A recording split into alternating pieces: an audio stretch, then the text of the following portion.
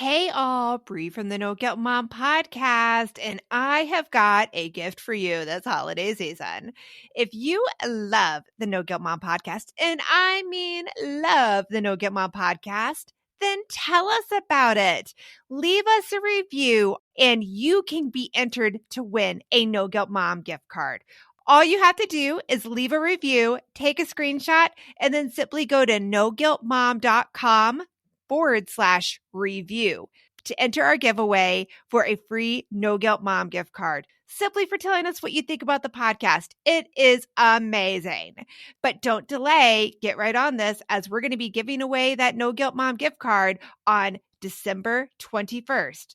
So get right on over and visit noguiltmom.com/review. Welcome to the No Guilt Mom podcast. I am your host, Joanne Crone, joined by my co-host, Bree Tucker. Why, hello, everybody. I'm not as peppy today, am I? Not as peppy today. Not as peppy. Well, we have an important episode for you today, and it's all about creating change because we're recording this on Wednesday, March 29th, this intro, and another shooting has just happened at a school in Nashville. And what we're seeing is moms not knowing what to tell their kids anymore. I'm at the point where I cannot even tell my kids in good faith that they will be safe at school. My daughter is telling me that she has to go to school and be afraid of getting shot at.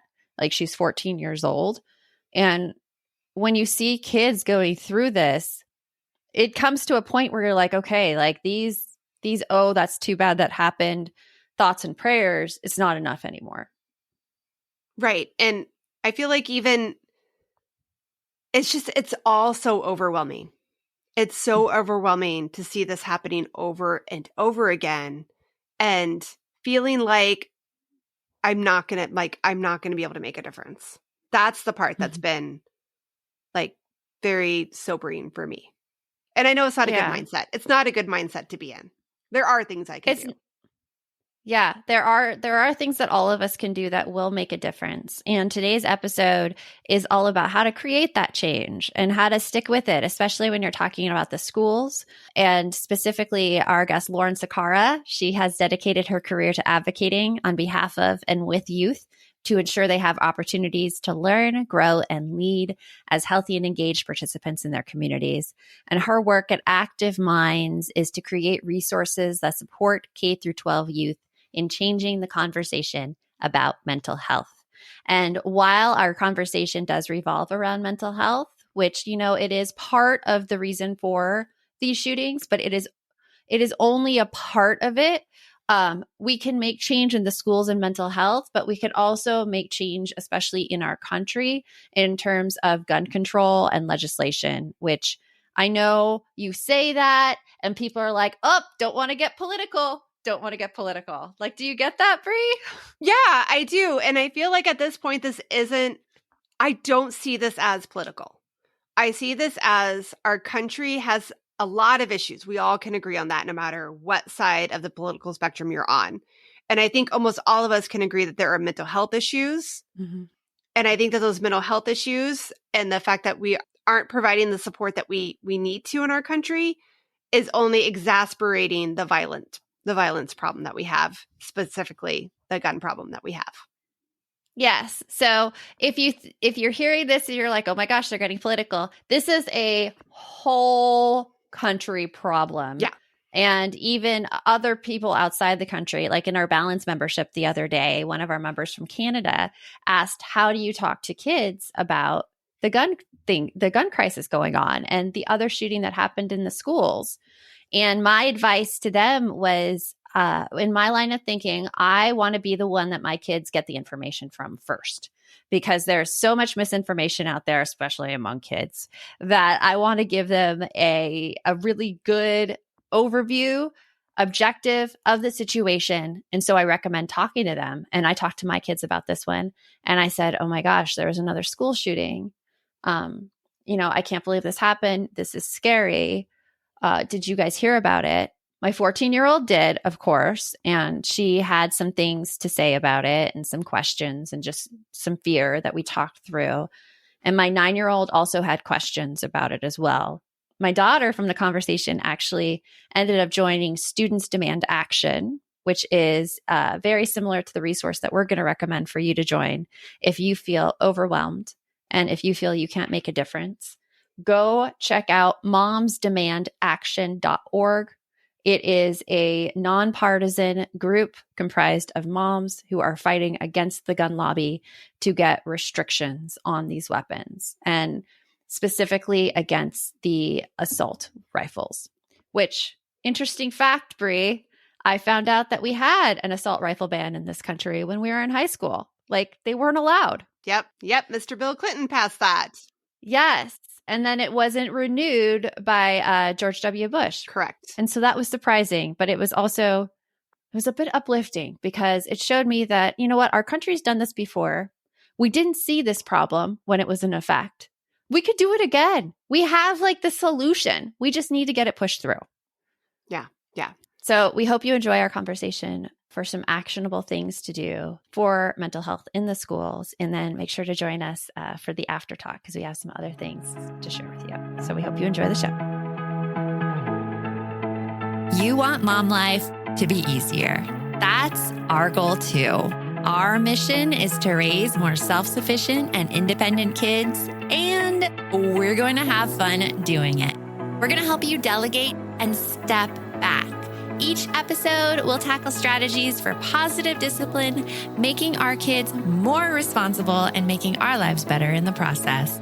Welcome to the No Guilt Mom Podcast. I love all the books behind you, Lauren. Thank you. They're real. I know. I used to have a similar thing behind me in my office. When I was in my old office, I had them all. But there was a big window and all of my books got faded because of the sun exposure. So I had to kind of move it around. That sucks. Yeah. Where are you in right now? I'm in Denver, Colorado. And you work in the field of mental health and teaching kids. How did you get there? How did you get into that? It's a great question. So my career started in higher education. I started in student affairs administration. So I worked in enrollment services in the admissions department. And so I had a really cool opportunity when I started my career because while I worked for a Big Ten institution, we had an opportunity to work with local K through 12 schools and bring students on campus, whether they were selecting us to go to that school, or second graders. Hey, there's a whole world outside of K through 12 education. You can go to school. And so I've always worked in the K through 12 realm in a variety of different ways. And then when I moved to Colorado, I started teaching sexual health education. And so I sort of pivoted from sort of like the education academic side of things to the public health side of K through 12 education. So most recently, before I joined Active Minds, I worked for the Colorado School of Public Health, administering Colorado's version of the Youth Risk Behavior Survey, a really great data source for schools and community partners, public health entities to really get a sense of what is happening with the health and wellness of our high school students and middle school students in particular. It's the only survey that we're having students answer questions about themselves. Who are they? What are they navigating around their health and their school culture things? So I worked with schools to participate in that survey and then utilize the results to make informed data decisions to apply for grants and then, programmatically change the culture around school health and wellness. And so been with Active Minds now focusing primarily on mental health, because I saw that, schools have been grappling with mental health for a number of years. Everyone now is talking about mental health, and in some ways you can say #thanks COVID, because the school system, true. You're right, the school systems themselves have been navigating this this issue for many, many years. And now the rest of the world is actually listening to them because they've been trying to ring the alarms. And we've seen a steady increase in the number of students that have reported suicide ideation, feeling depressed or sad or hopeless for 2 weeks or more. And schools have been we need more support. We need help. And there traditionally hasn't been a lot of funding or support for those things in the schools. And now we're seeing a plethora of funding, resources, and schools are more open to actually having conversations and really trying to impact youth mental health in interesting ways. That's good to know that the funding is coming, because I know here there is a lot of discussion around mental health. We've had a fairly large number, 4 in the past year, of teen suicides at the high school. Mhm. And it's scary. It's scary being a parent of a high schooler and hearing that goes on and not exactly knowing that there's anything in place in the schools to counteract that. And so I come to it being just completely scared out of my wits for my daughter, always monitoring like stress levels and things like that, and wondering like how we can help and how we could get that info to our kids.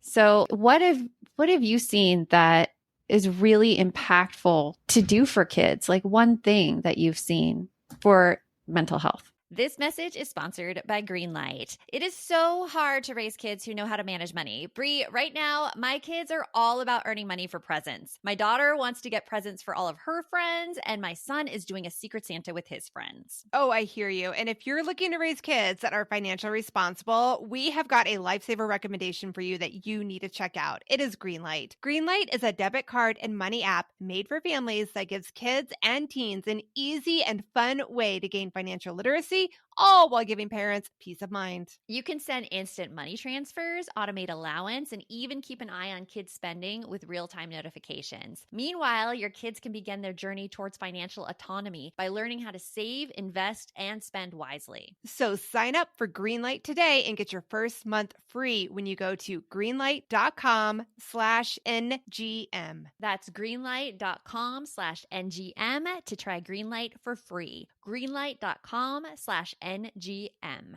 We're hitting that time of year where my brain gets so overloaded in December that I look for anything to make life easier. And I have to say, Brie, that Green Chef is one of those services. Yes, Green Chef is there to take away the dreaded, oh my goodness, what are we going to eat for dinner tonight? You can eat clean all holiday long with over 80 weekly meal options each week, featuring things like quick and easy, protein-packed, calorie-smart, or my personal favorite, the keto options. And you don't have to lose track of healthy eating habits during the holidays, because every Green Chef customer gets a free session with one of their registered dietitians who can walk you through how to make clean eating work for you, which is very cool. And I have to say that I have been loving their recipes lately. They put things together I have never thought of. This week, we're trying the lemon basil caper pork with sauteed cauliflower, bell peppers, almonds, and feta cheese, my favorite. Their recipes make it so easy to support my wellness goals without skipping on flavor. For Green Chef's best deal of the year, get $250 off with code NGM250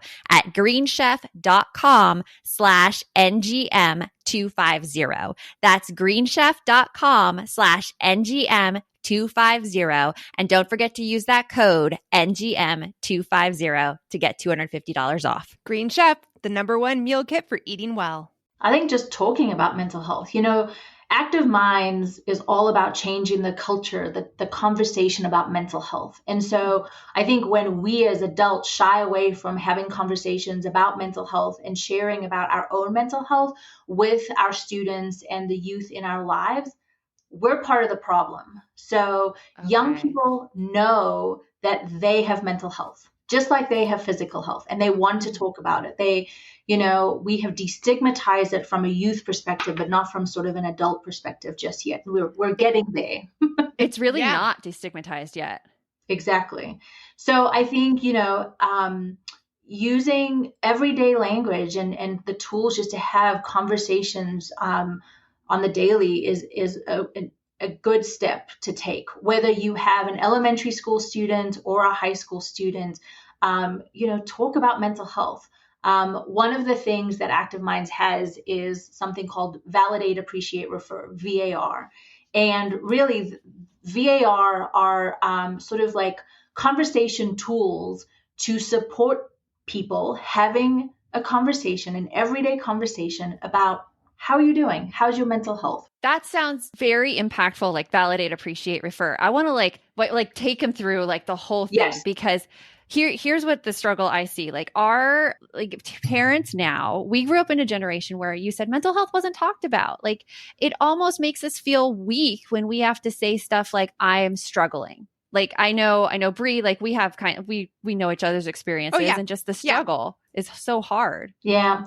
I think there's this, we've had this generational pull them up by the bootstraps kind of thing. We don't talk about this because it's problematic. What would what would the neighbors think if we actually talked about suicide ideation or just, navigating, just general mental health, right? Poor mental health. So yeah, being able to have the tools to engage in conversations that are like these everyday conversations. So validate, appreciate, refer is really handy in the sense that if somebody were to come to you, no matter how old they were, what grade level, and say, hey, I'm kind of navigating some things. I don't know where to go, but things aren't great in my life right now. Number one, you validate their feelings and say, sounds really difficult what you're going through. I'm really sorry to hear that you're struggling right now. So you're validating their feelings. And then you really appreciate the courage that it took to come to share that with you. So saying, thank you for sharing. I know that this seems to be a very difficult moment for you. I'm really glad that you chose to come to me to say something. I'm going to be here to help you get through, what you're navigating. And then be able to refer them to either the skills or the support that they need to be able to overcome what's happening. So asking them, do you know how do you feel about, like, do you need somebody to talk to? Have you talked to the school counselor? Say, Jen, one of your, child's peers comes to you as a trusted adult. You as a trusted adult in their life can say, have you talked to your caregivers? Who would you like me to help you with that conversation or be with you when you have that conversation? So these aren't difficult things to ask somebody or to engage in with somebody. You're not coming at it from a clinical space. You're just checking in with them to kind of get a sense of what's happening and what do they think they need in order to kind of navigate through the things that they're struggling with. So I'm curious, what do you do, or do you guys have any advice on this? So obviously we know, we just talked about the stigma of mental health and everything. Some kiddos are still there for whatever reason. Like maybe one parent is super open to mental health and the other is very not. And you've got a kiddo that is showing signs of stress. You can see it, that they're having their mental health struggles. But every time you try to ask them to talk about it, they say, I don't want to talk about it. No, I don't want to go to anybody. No, I just leave me alone. And you just keep seeing it culminate larger and larger. As a parent, that's super scary. And you feel kind of like helpless. Like, where do you even go next with something like that? That's a great question. I think it's a tough one, right? Because you can see what is happening and you don't want to break confidentiality. But I think that's where you have to go and have a conversation and say, look, I see that you are struggling. I see that you aren't ready to talk. I know you don't want to talk to me, but are you going to harm yourself? And are you going to harm somebody else? So I think you have to have that, like, the bravery to ask those questions very pointedly, because that's what you want to ensure that they don't do, right? And they may not be at that level of suicide ideation, but I think it's worth having that conversation and asking them point blank, have you thought about harming yourself, right? And then from then, say if they say a lie, I don't know, or if the answer is yes, then you're going to have to say, I think we need to go and get support. And whether it be we need to tell your parents or we need to tell your school counselor, you're going to have to just have that hard conversation. Kind of bite the bullet and just go. That's a hard leap to take, because I think a lot of parents think still under the assumption that if you talk about suicide, it makes it more likely to happen. And that's totally not the case. And bringing it out into the open like that is difficult for many parents. Yeah. Is there anything you suggest to, other than bite the bullet, but anything that parents can do as well to support or get them to that place where asking that question about harming yourself? Yeah, I think, if you live in a school community that has a parent-teacher association, or if your school has a parent accountability team or a school wellness team, find out what kinds of resources those entities have for parents and caregivers. Maybe they will be hosting a training about mental health. Encourage other adults to attend those things. Because if we're not speaking the same language, and trust me, we're not, right? Our youth and young adults are saying one thing, our adults are saying something completely different. I don't understand my teen half of the time. But period. Yeah, but when it comes to mental health, right? Like, in order for us to be allies in what they're navigating, or part of their support system, we need to be able to understand what it is they're talking about, right? Or navigating. So I encourage folks to, connect with their school wellness teams and ensure that you understand what your schools are offering parents and caregivers. If there are other youth serving agencies in your community that also do the same thing, a lot of public health entities have suicide prevention coalitions. Find out what they're doing, find out what resources they have, and start tapping into that. It's interesting because I was recently involved with a coalition that try to get more of this in the schools, and it is so hard. Like, it is so hard in districts because some of the districts don't even want to acknowledge that this is happening. And there was a recent comment about our district in particular, how they're really concerned about home property valuation if they admit that there is an issue with mental health in their schools, which is obscene to me. And it's so hard as a parent and someone who is trying to get that mental health looked at, where we had a group, we were approaching the district, and the district is just blowing us off. Or they'll be like, here, we did something on mental health. We sent out this one email one day with a link to click on this flyer, and every student has this email. So bam, we're done. So I think the cool thing about Active Minds, we are not from top down. We're from the bottom up, in the sense that we equip students to poke the holes and to move the needle. Because you're right, districts are inundated with so many different things, right? And everything is based on academic testing, right? Like, if you aren't performing well, like, schools will put their heads in the sands. Yeah. Gotta be A-level school. Exactly. So I think this is where, programs like ours really empower youth to change that conversation, to really push for things. So we have a mental health advocacy academy for high school students that identify as LGBTQ and are BIPOC, Black, Indigenous, and students of color, right? And so we know that those communities are highly impacted and experience the highest health disparities and poor mental health outcomes. So when we are able to equip those youth with the tools to actually advocate for systematic change in their schools, that's where the magic happens. So I will say, we have to ensure that when you have a coalition, are youth part of that coalition? Are they at the seat being decision makers alongside adults? Because some school districts do a great job of that and some don't do a good job of that.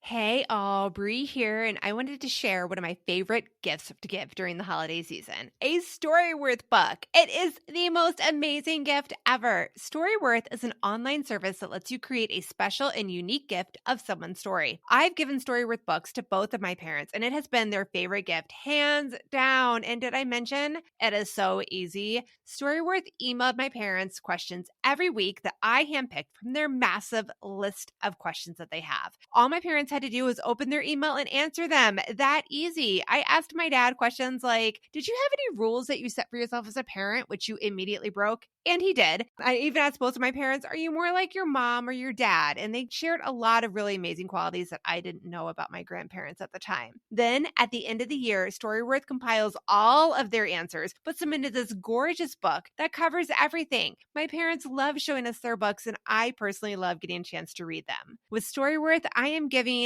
those I love a thoughtful and personal gift from the heart that preserves their memories and stories for years to come. Go to storyworth.com/NGM and save $10 on your first purchase. That's storyworth.com/NGM to save $10 on your first purchase.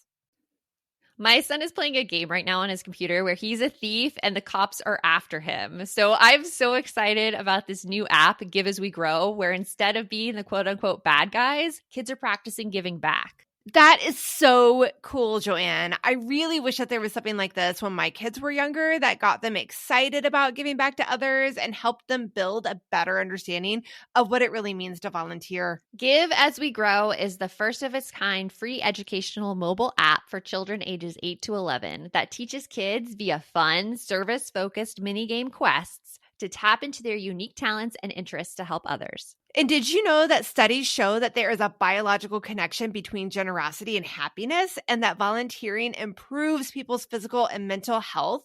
I mean, kids who volunteer typically do better in school and are less likely to engage in risky behaviors. And that is something that I think we all want for our kids. Ready to spark a new movement in generosity? Find and download Give As We Grow for free in the App Store for Android and iOS. And for resources for the whole family, visit giveaswegrow.org.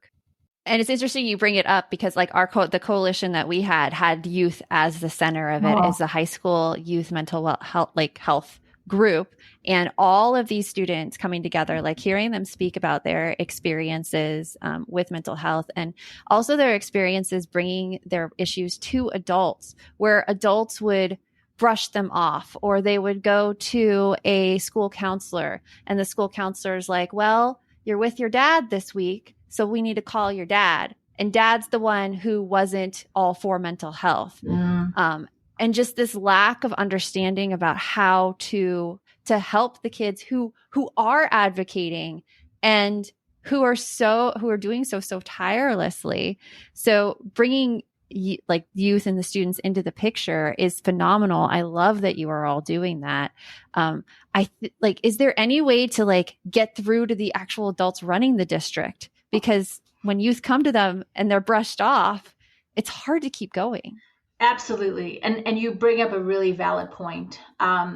It is hard. I think when you are able to find a champion within a school district that really cares and really is advocating for the health and well-being of their students, they should be your best friend. So whether that be a school counselor, a coach, an educator, the person who is at the front desk of the school, I mean, it does not matter, right? Like bus drivers. I mean, any adult that is within the school system. I think that's an in. I like to call those folks sort of like side doors, in the sense that some of them are decision makers, but others are influences of decision makers. And, we get stuck in that we want to fix things right now, but this kinds of stuff takes some time. It doesn't just automatically happen, at just the snap of a finger. So, coalition building takes a lot of work. I think you just have to keep going. The more people get involved, the louder the noise gets, and school boards and administrators won't be able to ignore students and parents anymore. So I like what you said about it takes some time. It takes some time. And the more noise that you create, the better. Because I think a lot of people, when they go into making this change, they get incredibly frustrated when others don't want to join with them. When like they post something like there's a meeting to discuss it and it's total crickets and nobody shows up. So just knowing that it's normal for it to take time, and that the frustration level, I would think, is normal as well as finding a backdoor, because it's hard. It's hard to make change. It is. And I think we have to stick with it. And I think the other thing is with our youth, right? We often just close the door on them and their ideas, especially like in education. Like you may have heard the same idea 5 years ago from a different student. You're like, well, that's not going to work. Well, our students are different. What they're navigating today was very different than 10 years ago, right? Our technology has changed. So I think that's the other reminder to our caregivers and our educators, is that it's not like it was when we were in school, so we have to be open-minded about the ideas and things that the youth are wanting to, work on and actually bring to their schools and their communities. And sometimes I think that willingness just to let them try things is not there either. And we need to do a better job of that. I 100% agree with that. The willingness to try new things is scary. It really, really is. And I can see how that's hard in a district, having worked in a couple of different school districts, like in that level, like there's so much data and everything. So everything is so slow moving for change. Yeah. Because they need those answers before they even happen. Exactly. But, like I said earlier, I think in some ways the global pandemic has put a spotlight on mental health. So I think everyone in 2020 was very hypervigilant and focused on youth mental health. And unfortunately, we've heard from some of our youth that it was a bunch of air, right? That now it's 2022 and are they really thinking about it? Some are doing a great job and have continued, to the earlier point about funding, we have a shortage of school counselors and school psychologists and social workers in schools. Yeah. The School Counseling Association really recommends that there is, one counselor to every 250 students. That is not happening in school. So how do not even close, right? So how do we even get resources and the support just on the day-to-day in the school setting when we don't even have people in the building to support that? Okay, so real quick, in your experience, what is the average number of students to school counselor or anybody with mental health background in a school setting? I mean, I've heard numbers of one counselor to 800 students. That's insane. That's like 4 times the amount. Yeah. That sounds about what I've heard from my friends that work in. Yeah. And so it's not sustainable. The counselor probably hasn't even met all 800 students. They don't even have a clue as to who they are. So they're struggling, and with some of the COVID CARES dollars, schools were hiring more school counselors. But now on the flip side, we don't have enough people going into the field, and we don't have enough people going into the field that fully represents the population in our schools. So we don't have enough BIPOC school counselors. We don't have enough LGBT school counselors. And so when our students don't see themselves represented in the school administration and the resources and adults who are supporting them, they're not going to come to them for support. That's a lot of stuff that we need to work on. Yeah. Yeah. Well, what's the one bit of hope in the situation? Any bit of change that you've seen in the past few years, Lauren, that gives you hope that there is change happening? That these students have cool ideas and they are moving the needle, so a lot of students are very interested in advocating for excused mental health absences. Only about 9 states have state policies to support that. So our students are engaged in that, advocating for new school counselors. So that's the thing that gives me hope. They care. Years ago, some administrators were like, youth don't care about their health. Well, you're wrong. They actually do. We've just never given them a space to talk about it. We have physical health education classes. We don't have a lot of mental health education classes, right? It's 1 week in the grand scheme of their health education curriculum. So when we actually spend a little bit more time and actually listen to them and hear what they're saying, they have cool solutions. They know what they're talking about. They have their own lived experiences. They're telling their stories. And it's very, very empowering to watch them do awesome things and grow as mental health champions. They do. They have quite a spunky little spirit, way more than I did when I was in high school. I love to see it. Well, it has been wonderful talking with you, Lauren. And I love to hope that we should place our trust in our kids because they do know what's going on and they know what they need. And we just need to support them. So thank you so much for joining us and being on. Yeah, thanks for having me.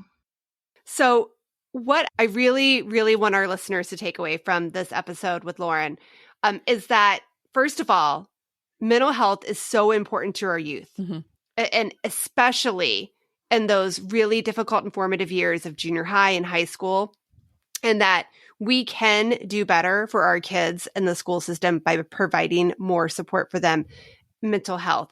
And that can come from listening to our kids. Yeah.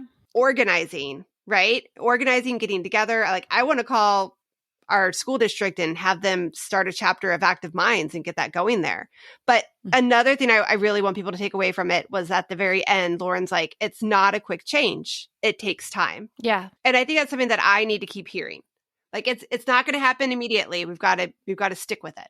And as a source of brightness and light, in the interview, I did mention how the district wasn't listening to students. The district is now has an event coming up where they are listening strictly to the students. So that change happened in a relative short amount of time. I think it was 4 months. So change is possible. You just have to stick with it. So if you're feeling overwhelmed in the world, just think of like one little thing that you can do and encourage some other people around you to do that little thing as well. And pretty soon we're creating this massive change. And make sure to go check out momsdemandaction.org because you can lend your talents to a larger organization where you don't have to think of all the little things you have to do. They'll tell you what's most impactful and you just have to go and lend your voice and support to it and do it. So we hope you enjoyed this episode of the No Guilt Mom podcast. Remember, the best mom is a happy mom. Take care of you. We'll talk to you later. Thanks for stopping by.